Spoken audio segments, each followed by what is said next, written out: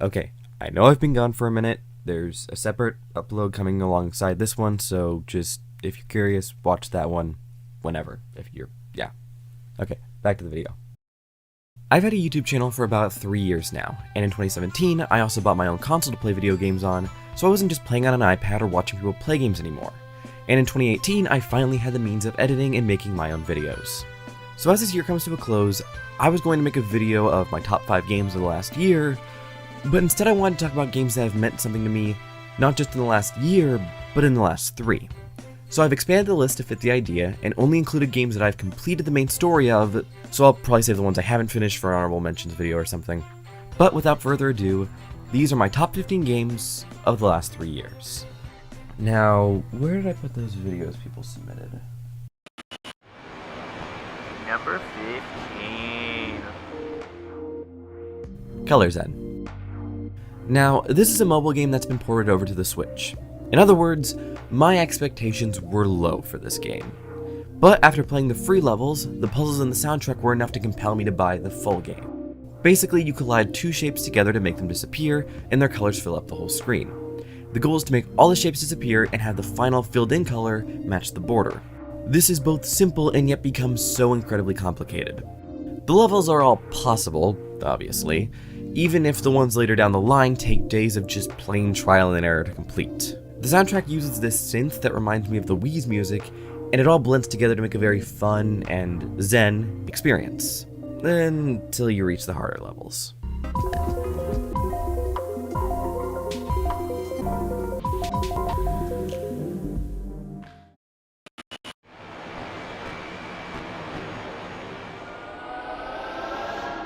Deltarune. Now, I wasn't a big fan of Undertale. This might get its own video down the line, but the soundtrack and visual style were good, but I felt like the characters were just kind of missing something, and didn't leave me feeling very invested. Insert Deltarune Chapter 1, a game that has edgy, goofy, and wholesome characters cranked up to 11, and yet, I felt it worked a lot better. The battle systems and visual style have all been slightly tweaked, but the soundtrack style and charm that I thought worked in Undertale worked just as well in Deltarune, now with just characters that I enjoy a whole lot more. I can see how someone could see these characters as unrealistic, but if high school has taught me one thing about people, it's that some people can just be basic caricatures of actual human beings. The game certainly is a little campy, but it's fun and made me feel things, which I feel are things video games should do.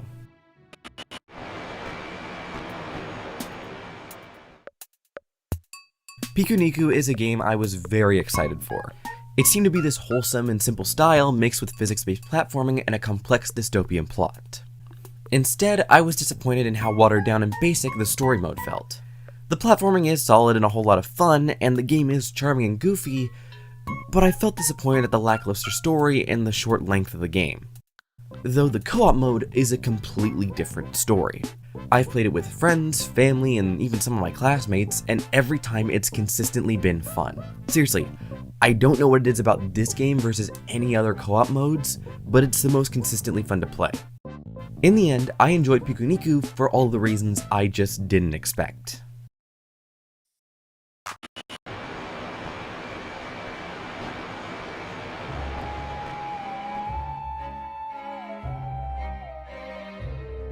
Now, the Luigis Mansion games have always slipped by me. I never owned a GameCube, and I wasn't a big fan of the 3DS. So when I found out it was finally coming to the Switch and it looked this good, I was excited. And it pretty much met my expectations. I always just found it odd that this franchise is a Ghostbusters ripoff game starring the original player too, and I think it's just amazing how it manages to think up new excuses for new themes. The quote-unquote mansion, being a hotel, does make each level wholly unique, while using most of the same tricks that utilize your moveset. There were also a surprisingly large amount of physics and physics-based puzzles being used for a game that's on the Switch, and I always felt like Super Mario Odyssey didn't really want to bother trying anything too far out there with its physics, so oddly enough Nintendo left physics to the game where the player can't even jump. Exactly. Kind of. It's a burst, it's not a jump. But he could totally jump. This is jumpable. The puzzles are good, the bosses and boss fights are all unique, and Luigi has a ton of personality in and out of the cutscenes that just adds the whole charm to this game. I feel like this might be a must-have Switch game, simply because of the cutscenes alone. I don't blame anyone for using a guide to this game, and I feel like if you have a warning for the nightmare that is the sewer level, then you'll have a better experience than me, but it's still a solid title and I'm really happy to have picked it up.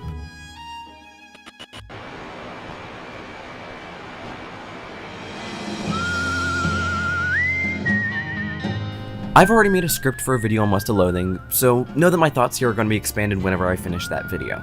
West of Loathing is a Wild West stick figure comedy RPG. It costs $11 and gives you so much more in return. It's got a very dry sense of humor and a lot of reading, so obviously it's not going to be for everyone. There's turn-based combat, which always felt fun rather than a chore. Exploring the map felt fun rather than shallow because you find yourself in a fight, find a new place on the map, or discover some sort of useful loot. And while having a wiki to look at when you're stuck certainly helps, this is a fantastic game that I feel is worth trying, especially if you're a fan of kind of the Paper Mario games. It's not the same, I know it's not the same, but it's turn-based combat that's really fun. Hi, I'm Joey from Joey's Corner, and this is my old 3DS, and this is number 10.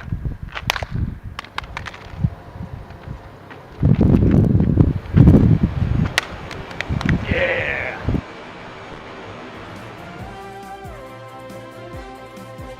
A Hat in Time is just an amazing 3D platformer.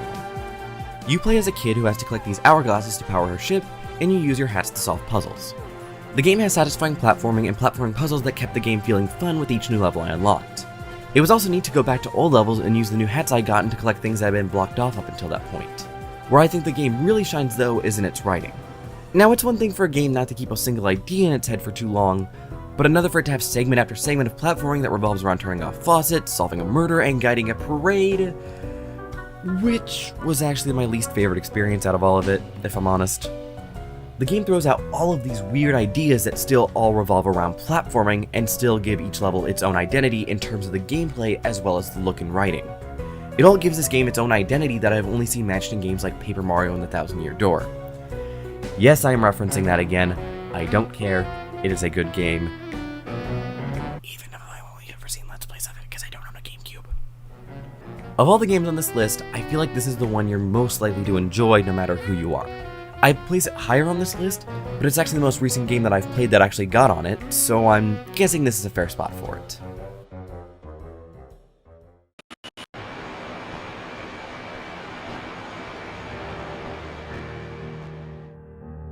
Now, one thing you should know is that some of my favorite games manage to turn a boring mechanic into an adventure with a compelling narrative.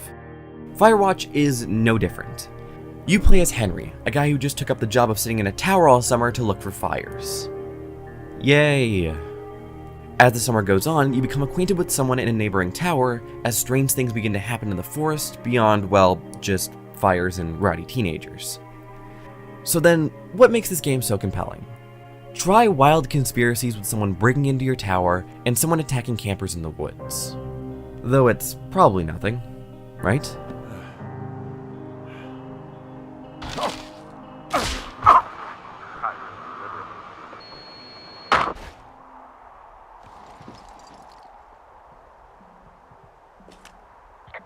Well, that trail isn't closed anymore.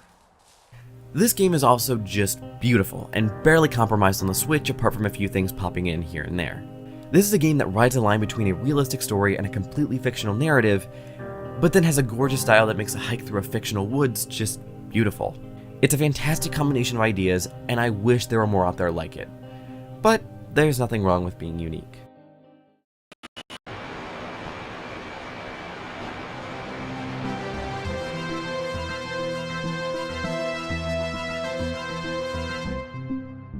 Horror games where you sit and stare at a screen are almost completely exclusive to Five Nights at Freddy's. And that would be because it would seem like a genre that didn't have much to offer.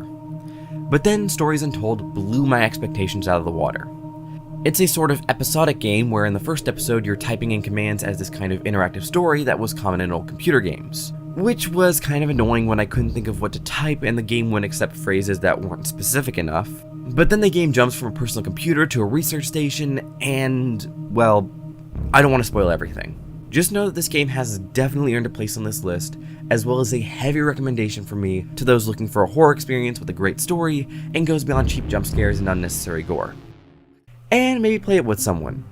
Like your sister. That's how you maintain the game. That's how you maintain the game. Okay, so. And okay. I didn't read the top. I didn't I read. didn't read Yeah. anything Neither either. of them did. I just maintained Just the game. 5. Well, I accidentally killed another child. How do you feel? Tired. You wake up in the cryopod, struggling against the gravity. Your voice is Terminal? TERM. Look at or. Move, Howdy. That's my greeting. move to that. Okay. Anyways, type in greet. That's what I did. I said howdy. That was a fun time.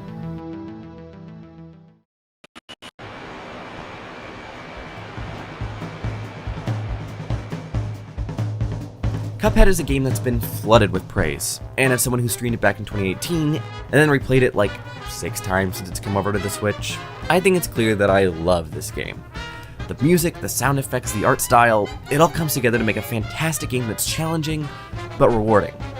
I'm also a sucker for swing music, so there's that.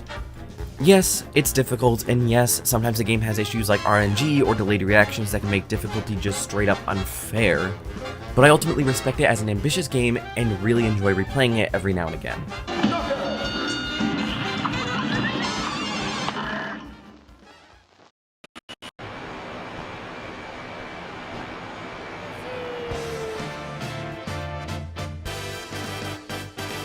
I'm someone who grew up on the New Super Mario Bros. Games and the Super Mario 3D games.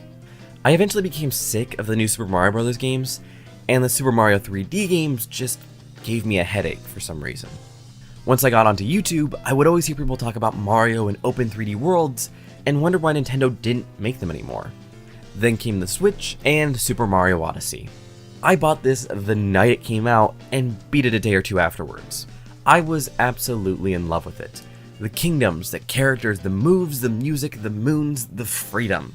It was all just a joy that I had only felt with a handful of games when I was younger, and never once in a Mario game.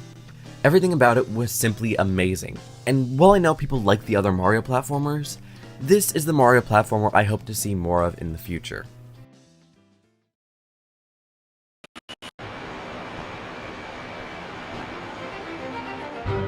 Now, I've already made a video on Return of the Obra Dinn, and my opinions haven't really changed since. Your job is to assess a ship called the Obra Dinn, a ship that left with 60 crew members and came back damaged with no one but a few piles of bones. Your job is to figure out what happened, and you've got a magic pocket watch to do it, which brings you to the exact moment of each person's death. This is another game that takes a boring job and turns it into a fun game with a compelling narrative. But while Firewatch skips over entire days, weeks, and months to get to the plot, Lucas Pope has made each moment interesting with a bizarre gimmick, excellent sound design, and just plain style. The visual style of this game is unique, the soundtrack has some catchy bits thrown in here and there, the sound design is incredible, and the game itself guides you, but doesn't hold your hand. It's a game that's practically unique all around, and it's an experiment that is certainly a successful one in my eyes. It won't be for everyone, but if what I've said here has intrigued you, then maybe either check out my full review, or just check out the game for yourself.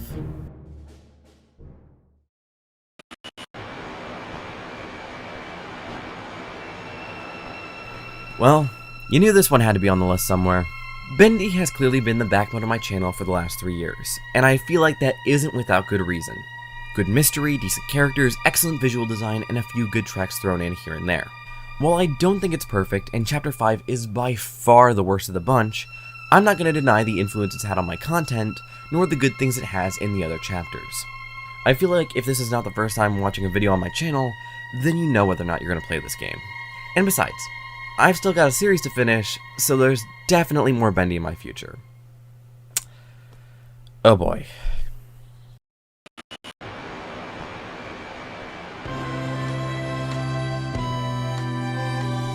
In Watersong, you play as a bard who must go to all the kingdoms and learn a part of the Watersong from each of the overseers, meeting new faces and overcoming new challenges along the way. I made a review on Watersong a little over a year ago, and so a lot of my points there are still points I agree with, though I've found a handful of issues with the game since then. The game really hammers in the pacifism idea a lot, to a point where I can see why people would call it annoying. And it would have been nice to see a singing turn into a more complicated system with overlapping ideas by the end, Like we use a magic platform, moving plant, and a jump boost bird all at once in some way. But apart from that, the game has a good soundtrack, good characters, an excellent visual design, and some fun platforming and puzzles for such an odd mechanic. It has an interesting core mechanic and a good story that are elevated by absurd levels of charm. It's certainly number 3 on this list for a reason, and I think my original review explains that point just as well. Oh, and one more thing.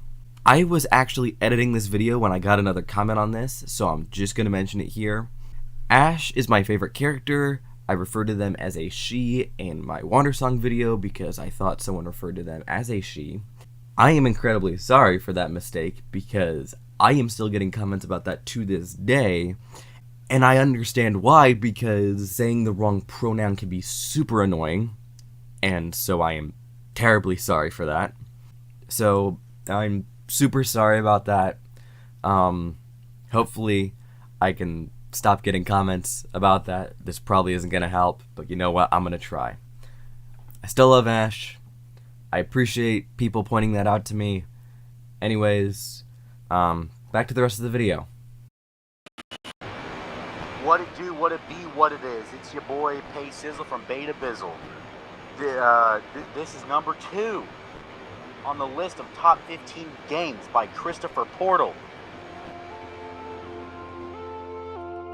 Who would have thought that a third-person survival game that isn't on the Switch would have made it this high onto my list? Yeah, this surprised me too. Astra Nair is a game where you're stranded on a planet and are trying to make your way to other planets and eventually find the rest of your crew. It has low poly terrain, but a toy-like look to everything else. It's one of those games that between the music and gameplay makes me feel like being alone in a moment like that can be a beautiful thing. I feel like it might be worth talking about in a video, but for now, it's a fun game with a beautiful soundtrack and is absolutely worth a try. I also can't recommend the review that NoClip did on the development of this game enough. I just really love documentaries like that. So, this is it. The best game of the last 3 years. One that surpasses all the previous games mentioned and has meant more to me than any other game I've played within the last 3 years. What game is that? Well, I think it's time for number 1. Celeste. In Celeste, you play as Madeline, a girl who decides she wants to climb Celeste Mountain no matter the difficulties and obstacles that come her way. Madeline suffers from anxiety and panic attacks, which are all conveyed in the game, and through her journey she learns to overcome her depression and anxiety, and most importantly, how to cope with them rather than fight them. I could sit here and talk about my personal issues, but the point is that February 2018 was when I began feeling anxious and depressed more than I had during any other winter before it. In trying to escape it, I came across Celeste, and by the game addressing these issues head on, it made me feel far better than the escapism of any other game could ever provide. Now let's talk about the game itself. Indie games usually set out to do one thing very well: writing, characters, atmosphere, style, music, you get the idea.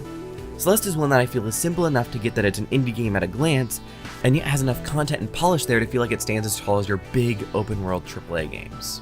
The game has a pixelated style, but with a flowing animation to objects like Madeline's hair, these clouds, and these galaxy-looking blocks. The soundtrack is one of my absolute favorites, and while I feel like those with anxiety will get more out of Celeste's writing, the characters are all well-rounded and help the game feel just that much better. Celeste is a game that is challenging, and yet unlike Cuphead, picks you back up where it knocks you down and encourages you to keep going at nearly every turn. From the loading screens to the writing itself.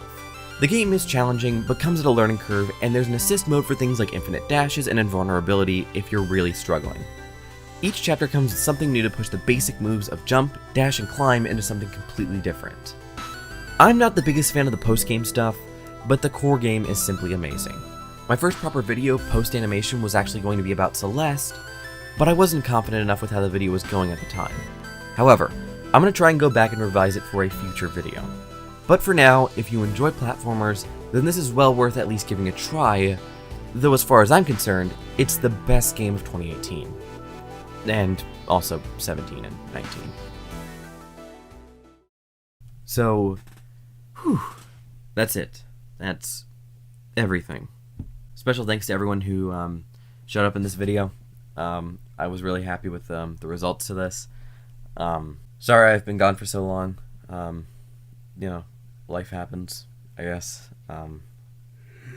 As per usual, I have a ton of videos I want to make, and only a few will probably get made this year, but I'm excited to see which ones those are, and I hope you all have had a good 2020 so far. I'm super sorry this video took an eternity to make, but, you know, the other update video, I'm not going to harp on it too much here. Health issues are not fun. So, yeah. Thank you, and I'll see you guys in the next video. Maybe a week from now, it may be 7 months. We'll wait and see.